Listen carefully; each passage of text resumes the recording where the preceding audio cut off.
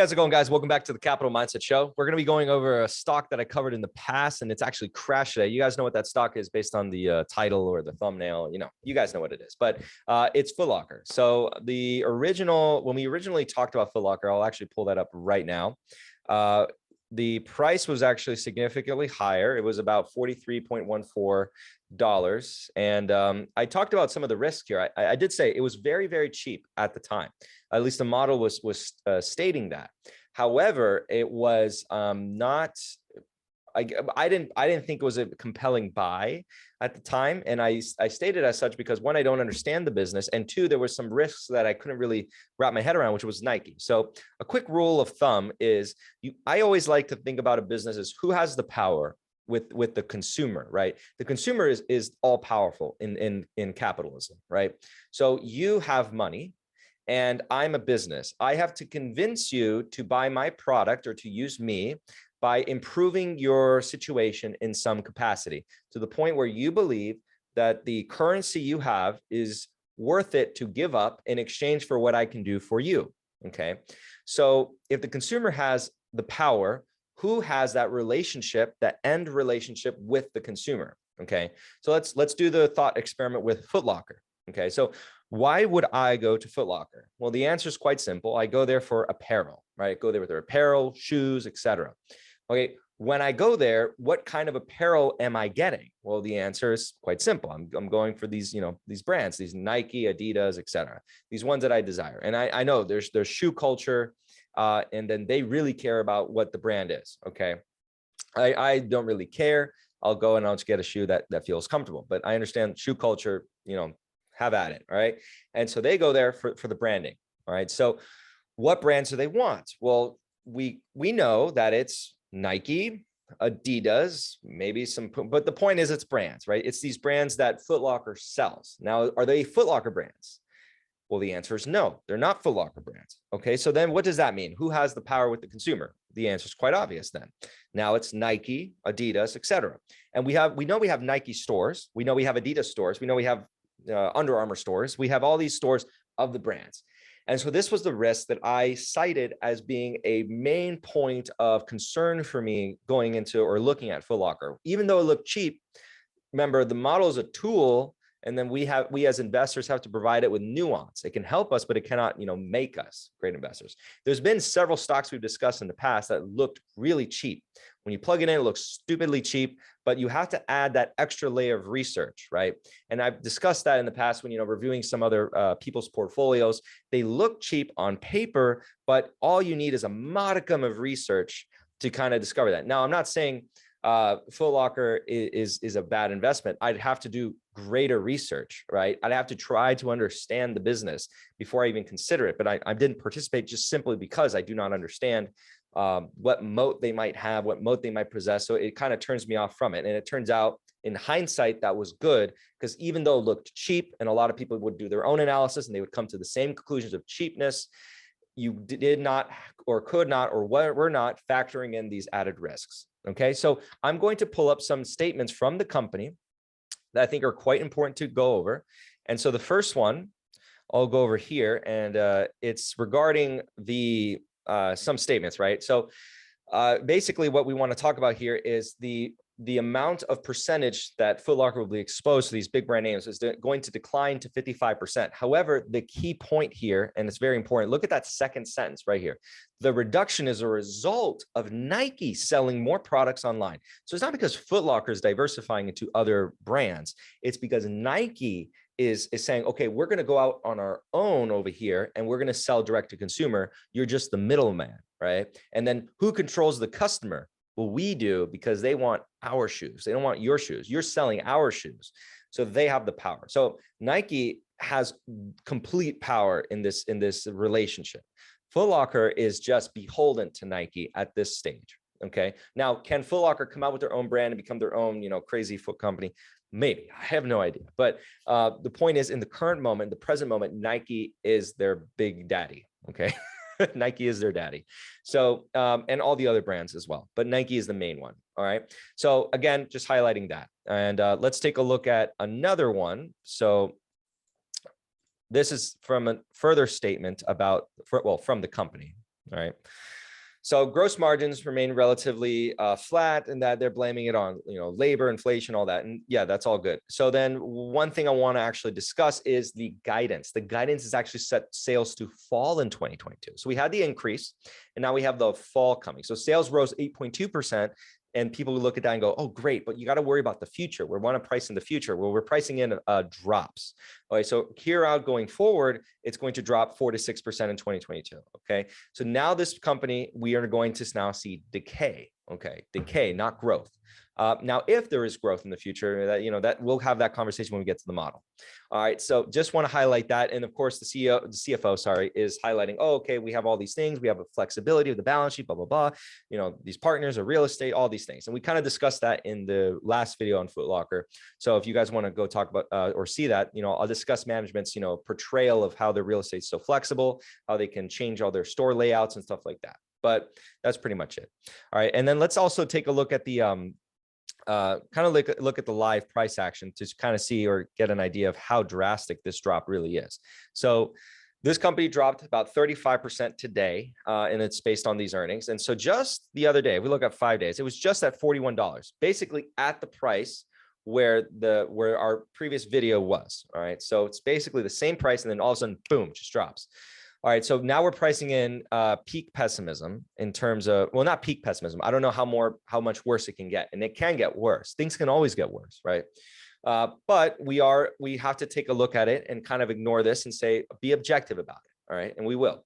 All right, so one more thing I want to actually go over is the PowerPoint presentation before we actually get into the model. So let's kind of go over this and see what are they trying to pitch to us for this business.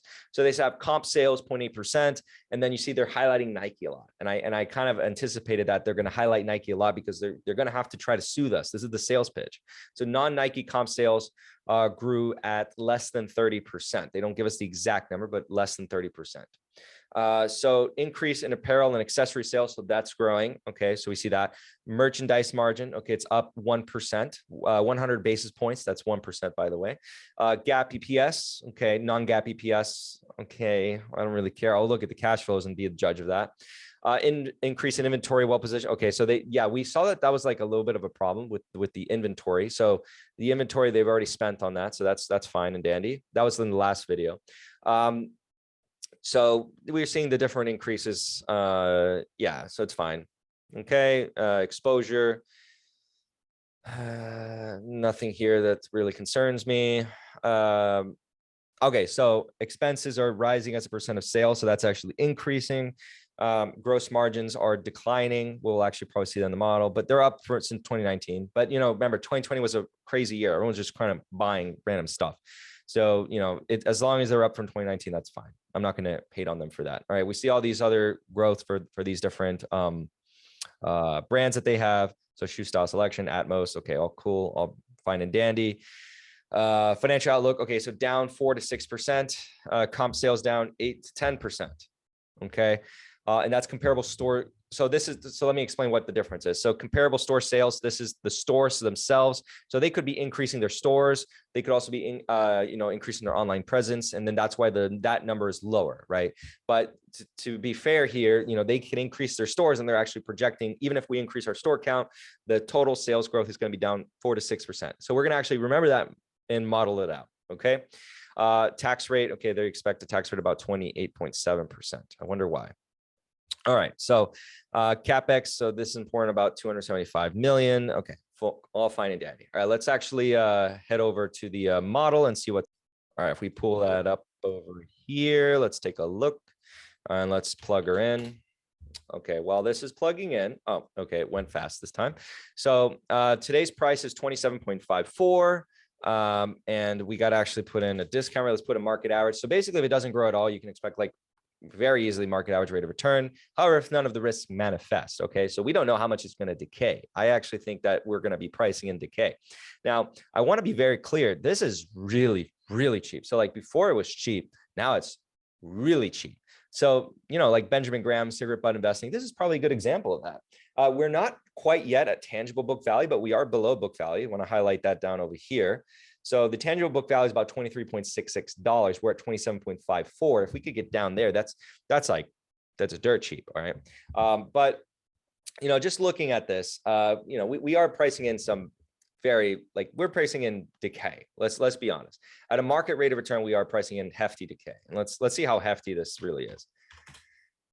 15%, 20%. Yeah, about 20% decay per year for 10 years. That's like, yeah, we're pricing in this for death. All right. But we want to have a high margin of safety here. And then let's actually think, I think it's quite likely they decay about 6% per year. And yeah, you see, actually that works out actually at around this price. We're basically exactly at that price where we can expect a 25% rate of return, expecting a 6% decay.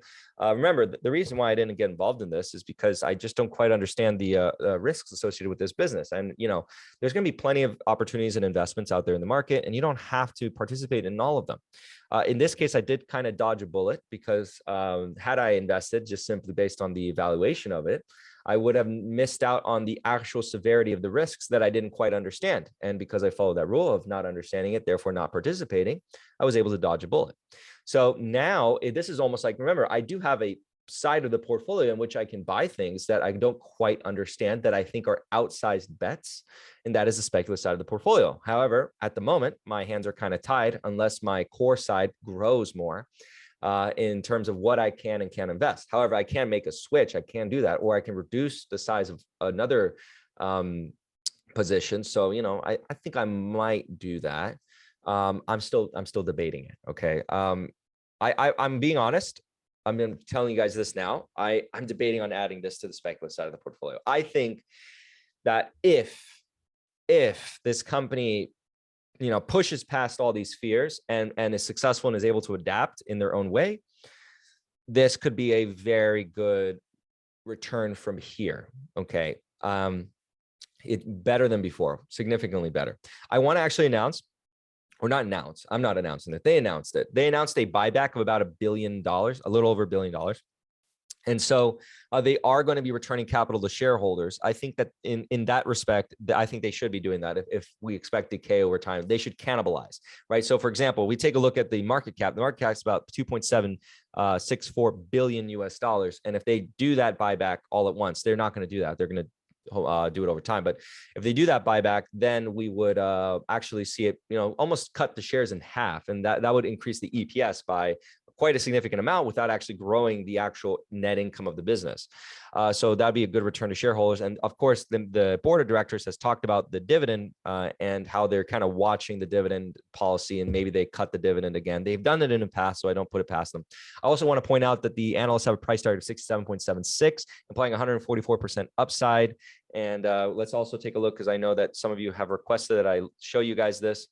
So it ports in the management team and their compensation package, their gender, if you care about that, and the year or date of birth, if you care about that too. So you can pause there and just take a look there.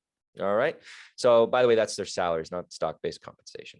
All right. So yeah, just looking at this, I mean, my conclusions are it's really cheap. If we take a look at the key ratios, we do see, their cash ratio is insane for a retailer. So very healthy there. They're not lying about that. And it's always been pretty good. It's actually worse than before. They used to have even better balance sheet. And we actually take a look here that they are actually taking on debt. I hope they're not taking on debt to buy back shares. I mean, you could make the argument that it's now or never to buy back shares and borrow and bet on the business. But, I just usually don't like to see that. Yeah, just their balance sheet has gotten worse. It used to be better. All right. In 2020, it was a much better balance sheet. Now it's worse. Okay. So gross profit margins are declining. They already talked about that. We don't need to ask them to justify that. ROE is coming down. ROA is also coming down. So all those are negatives. So that's a DuPont analysis that we just did there. Earnings quality has been fantastic the whole time. And yeah. Oh, some of these are now working again. You guys can see that there. Book value per share, it's not porting in yet. But we already talked about the book value today, so I don't think we need to discuss that. And then some of this down here in the activity ratio should be working. Again, give me a couple of weeks to get everything working, but yes. And so I'll show you something that's not working right now to kind of give you an idea of like sometimes the complexities of all this. So like, for example, if I say no to this at the present moment, right now I have it at yes and 0 to simulate a no. Okay, but if I say no to this, check this out. You see, so it's not doing its thing. And it's I know something, for example, a hint, it's like applying it only to these four, not this one. So I have to go back and do it and actually fix this button. So right now this button is actually not working. So just an example, give you guys an idea. So right now it's simulating a no. But let's say if we want to assume some buybacks, we can kind of see how that might affect it. So we know they have $1 billion buyback. So let's conservatively say a 6% buyback. You can see how drastically that does affect. And then we can assume a greater decay. Let's see how great of a decay we can assume. Negative 10%, negative 15%, negative 20%. Okay, so about a negative 20, almost 22% decay in the business going forward for the next 10 years. Remember that compounds. So it's going to be a decay factor. Okay, so it decelerates by inherently because the absolute value is going down, but in percentage terms, it's consistent 20%. So that's what we're implying there. And again, this is kind of indicative that the business is priced for death. You know what, like, I wasn't that interested in it before. It wasn't even thought of to be put into the speculative side of the portfolio because I think we were discounting it at 15%. This is an example of when, you know, things are so heavily sold off that, gosh darn it, you know, I want to do it. I really want to do it, but it's going to be a speculative, fun investment in the portfolio. If it goes to zero, it goes to zero. So you know what? Heck, I'm going to do it. I'm going to add it in there. This is going to be an experiment. This is not actually, I don't consider this an investment. It's an experiment.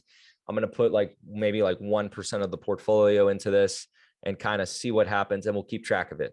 All right. Cigarette butt investment number one that we talk about on the channel.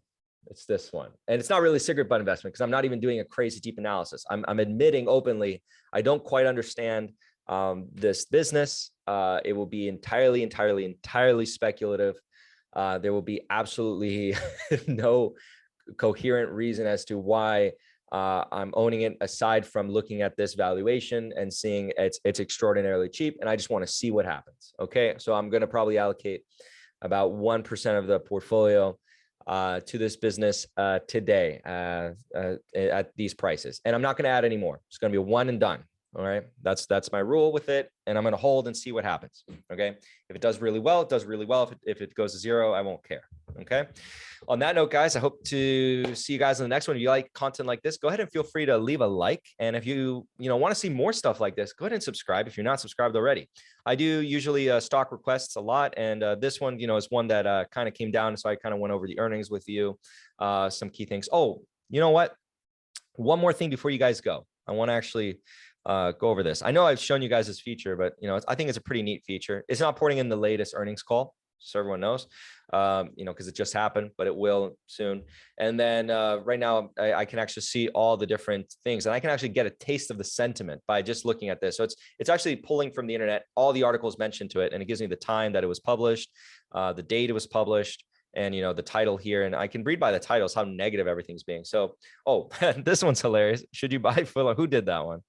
Who did that? Oh, Zach's. Okay. I'm curious. Let's read it in real time together. All right. Let's do this. All right. I have no idea what they're gonna say. All right. Let's see. Investors Foot Locker for stocks poised to beat at the earnings season, and maybe such a company. Beat at earnings that are poised to beat. Oh, okay. Well, this is not age well. Zach names single best. Is this the advertisement? This might be the advertisement. Yeah, this is the advertisement. All right. Yeah, I'm not. That's silly. All right. Our recent 10-year back test shows that stocks that have positive earnings. Where's your ranking? Where's your ranking, Zax? You guys can leave at this point in the video. I'm just like blabbering on like a lost child here. In fact, the most accurate estimate. Okay, cool. What is your ranking, Zax? Is this their ranking? Is this hold? No, that's not their ranking. Oh, number 3. What is, okay, rank 3. Okay, so it is a hold. An EP and Fository and ESPN want to consider the stock ahead of, you want to consider the stock ahead of earnings. Okay, well, they said consider, they didn't say buy it, but very interesting. That's always covered or safe in terms of the protections of investment advice. It's not technically investment advice. They're technically protected under the publisher rights and stuff. But yeah. What is this? Who wrote this? Who wrote this? 24/7 Wall Street. But anyway, you can kind of see what everyone's kind of saying. Zach's investment. Well, you guys liking to talk about this, don't you? Expected beat. Okay, another thing about beats. Zach's really likes to talk about it. We have 1, 2, 3, 4. 4 mentions from Zach's. Do we have any from Seeking Alpha? No. We have a market watch. Foot Locker shares. Okay, but that's kind of cheating. That's about the event. All right. But anyway, that's pretty much it I wanted to cover. So we see that some of the newer articles are negative sentiment. So everyone's kind of negative on it right now. So I'm going to buy, yeah, I think I'll say this. It's maximum going to be 1%. I'm going to say that maximum is going to be 1%. I don't know if I'm going to put 1%. I'm really going to think about it, and you guys might see it in the update, but it will be today. Whatever I do buy will be on 2/25/2022. Saying it right now. We're going to see what happens. I'll be the experiment, the guinea pig, and throw some cash in there. Do not do that. Okay. Invest for your own reasons. All right. This is definitely not an investment. All right, guys. I'll see you guys in the next one. Have a good one. Bye.